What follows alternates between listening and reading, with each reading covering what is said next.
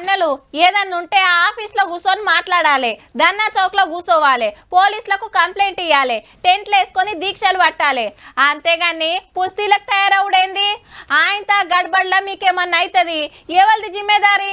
మీరెంత కొట్లాడినా పదవులు ఎవరికి పోవాలనో గాళ్ళకే పోతాయి, ఎవరికి ఫాయిదా కావాలనో గాళ్ళకే అవుతుంది. గీ ముచ్చట గాళ్ళకే కాదు, అన్ని పార్టీల ఉత్తమ కార్యకర్తలకు.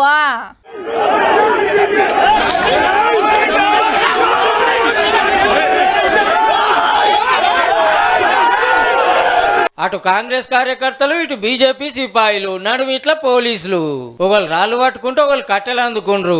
లాఠీలు చప్పరియలేక, గుంపులు నాగబట్టలేక, ఉరుకొచ్చటోళ్ళను ఊకుచ్చలేక 4గో సింహాలే యాష్టగొన్నాయంటే చూడుర్రిగా.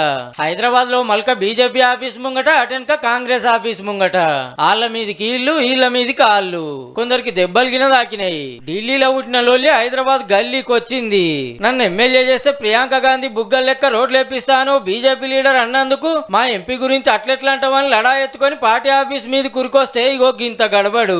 మహిళ శరీరాన్ని రోడ్లతో పోల్చడం చాలా బాధాకరం. ఎప్పటిదాకా అయితే ప్రియాంక గాంధీ గారికి క్షమాపణ చెప్పారో అప్పటిదాకా బీజేపీ నాయకులు సిటీలో తిరగనీయకుండా చేస్తాము. అరే గిదేం తరీకా? వాళ్ళ పార్టీ ఆఫీస్ మీదకి మీరెట్లా పోతారని పిసిసి అధ్యక్షుడు మహేష్ గౌడ్ సార్ గరమైండు సొంత పార్టీ కార్యకర్తల మీద. ఇవాళ నేను ముఖ్యమంత్రి గారితో కూడా మాట్లాడారు.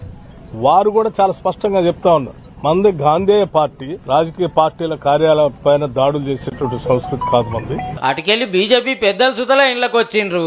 భారతీయ జనతా పార్టీ తలుచుకుంటే కాంగ్రెస్ పార్టీ కార్యకర్తలు రోడ్ల మీద తిరగలేరనే విషయాన్ని సందర్భంగా హెచ్చరిస్తా ఉన్నాం. అదే దాడి మేము చేస్తే మేము అనుకుంటే మొత్తం కాంగ్రెస్ పార్టీ కార్యాలయాన్ని కాలబెడతాం. గమ్మత్ ఏందంటే సీనియర్ లీడర్లు ఇట్లా చెప్తుండగానే కమలం కార్యకర్తలు కాంగ్రెస్ ఆఫీస్ మీద కురికిండ్రు. ఇంకా లీడర్ అయ్యాడ నిమ్మలంగా ప్రచారం చేసుకుంటాడు గాని ఈయనేమో పుస్తీలు పట్టుకునే కథ. ఏ పార్టీలైనా లీడర్లు ఎప్పుడుగినా నిమ్మలంగానే ఉంటారు, కార్యకర్తలే ఐసికి తైసనికి ఇట్లా తన్నులు తింటారు.